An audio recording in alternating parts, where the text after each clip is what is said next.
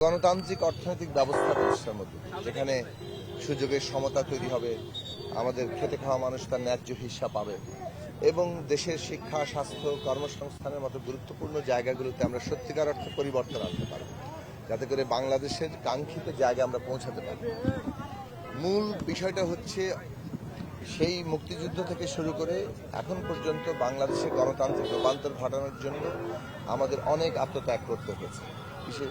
গত ফ্যাসিবাদ বিরোধী লড়াই এবং সবশেষে জুলাই আগস্টের গণ অভ্যুত্থানে যে হাজারো শহীদ, তাদের যে আকাঙ্ক্ষা, যে হাজারো যোদ্ধারা যারা এখনো পঙ্গু হয়ে আছে, তাদের যে আকাঙ্ক্ষা, সারা দেশের মানুষের যে লড়াই, এই আকাঙ্ক্ষা পূরণ করাটাই কিন্তু এই সরকারের, এই সংসদের প্রধান দায় এবং সেই দায় নিয়ে আমরা আছি, রক্তের ঋণে আমরা আবদ্ধ।